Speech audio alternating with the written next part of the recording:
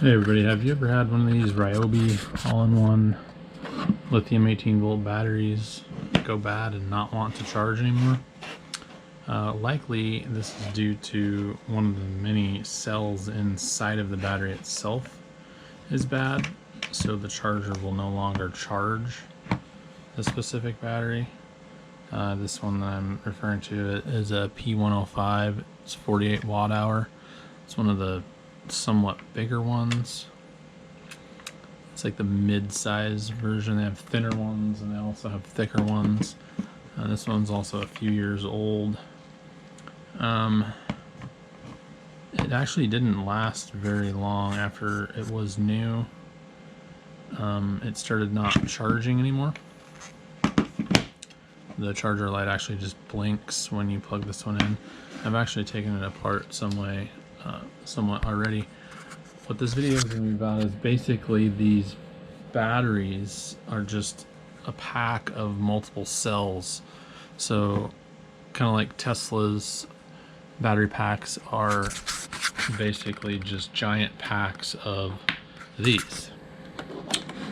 What this is a lithium ion battery. It's a single cell that's 3.7 volts and 4,000 milliamp hours.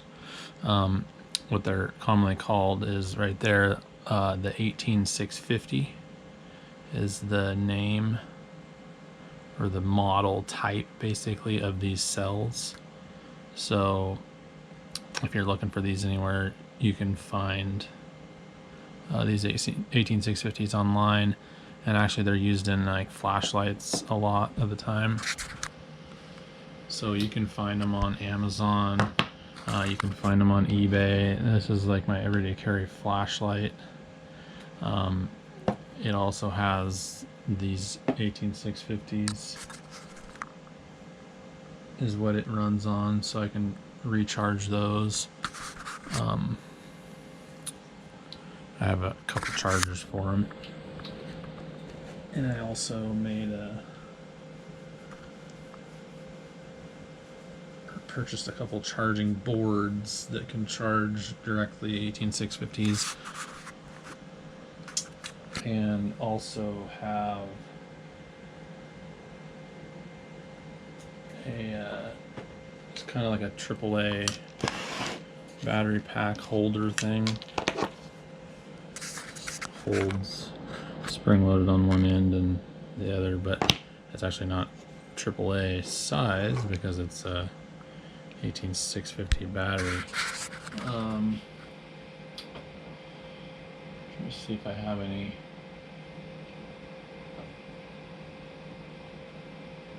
AAA batteries here to compare this with.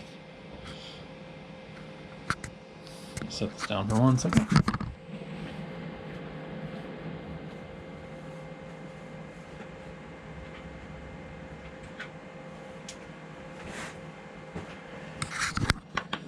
Okay, so for size comparison, here's the batteries. You get the 18650s, and then you have a normal AA battery. So they make holders like this for AA batteries too, but I got this one for a small electronic project that I'm going to do. So I can basically just have a 3.7 volt lithium ion in a little battery pack, and then I can have these plugs and use it to power things. And I'm also using this to charge these batteries with my own charger that I put together with this little charging circuit board that I got. This pre-assembled, has a battery monitoring circuit and everything built into it, so it just automatically charges any lithium ion battery that's plugged into it. Anyways, back on topic, this battery does not charge, so I looked into trying to fix them, and apparently they're fairly easy to fix. They're fairly fixable. You take the screws out up here. There's 4 screws there. There's a screw in the center, and then this top comes off. What that leaves you with is these side pieces that are actually like these metal pieces are in there, so they're kind of spring loaded. I already took this apart, obviously, so it's already been disassembled. I just set those in there so it looked normal. And what you have in there, surprise, surprise, is a bunch of basic, it says 11865. That's basically the same thing. It's just their model number part isn't the actual 18650. It's 1865, but they're the same battery. So basically, this battery pack is just a big battery pack of 18650s hooked together. So you have 10 18650s, and they're wired in series and parallel, I think. So 5 of them add up the voltage to the 18 volts for the battery, and then the other add up to, and then they're hooked together. So it gets 18 volts for the battery, and then it doubles the capacity, is my guess. Why there's 10, because they wouldn't be able to hook them all like together in series. It would be, the voltage would be too high there, because they're 3.7 volts and around 4,000 milliamp hours a piece. So 3.7 volts, and if you do that times 5, let's see here,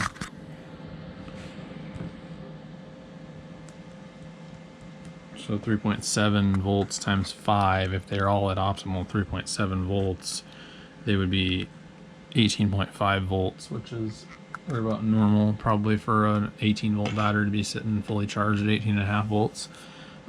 These actually go over 4 volts, I believe, when they're fully charged.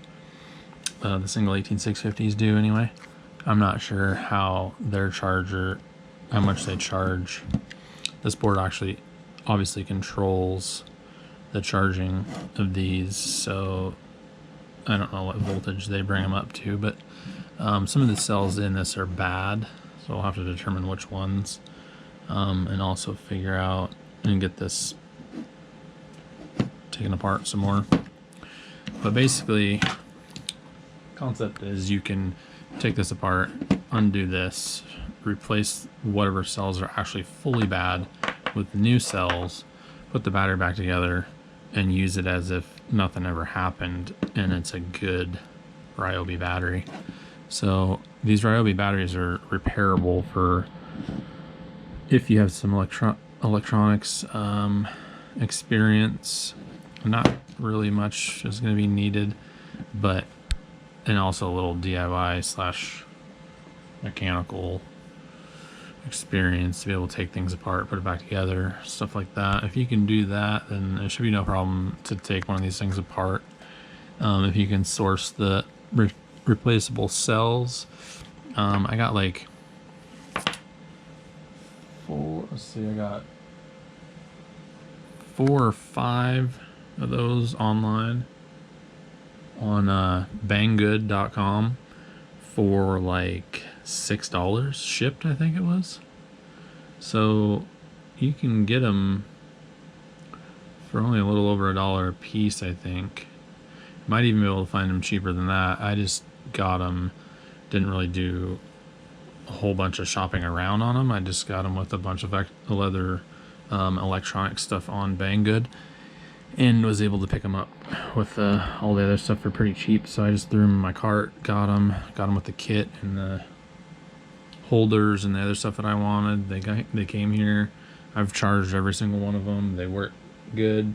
I've used them in my flashlights and everything's working good with them. So the next excuse me, the next step I'm going to do is we'll make another video of disassembling this further, inspecting these cells and seeing exactly which ones are bad, and then replacing these in there and getting this thing put back together, and then throwing it on the charger and testing it and showing that it actually charges. I might actually put this back together somewhat and throw it on the charger and take a clip of that for a before also to show what the charger does. It basically just blinks the red light, I believe, on the charger, and it won't actually start charging the battery. So it just sits there blinking as like basically an error light. So yeah, stay tuned. I'm gonna be tearing this thing apart here pretty soon probably, and replacing these cells and showing you how you can replace the cells on your Ryobi batteries if they've stopped functioning, so you don't have to pay $50, $60, up to $100 for a new battery when it's likely just a cell or two have gone bad inside of the pack. If you can narrow that down to a single cell, that makes it really easy you only have to replace a single cell to get the pack working again, and then it'll charge the pack fully like normal. Then that's a quick, easy, cheap fix that is just as reliable as a new battery. Because I mean, if you have to replace another cell down the road or something, it's just as easy to do it again. And sometimes that's just the better option than going out and buying a new battery when they can technically be fixed most of the time just by replacing some of these cells. I mean, you could replace all the cells, put this pack back together, and have a new battery for, let's say, let's say 5 of them were $6, so $12 you could have these 10 cells, put the battery back together, throw it on a charger. It'd be perfectly exactly the same as the original battery pack, and you'd have a new battery for $12, and you wouldn't have to pay the $60 or whatever, depending on the size, up to $100 for batteries for your drill. So yep, check back, keep watching for the next video in this series. We will be taking it apart and disassembling this pack further, and then moving on to actually replacing the cells. And then in the final part, we will test it and verify that it charges and show it working on a drill after a full charge. I will list these batteries, I'll list these in the description.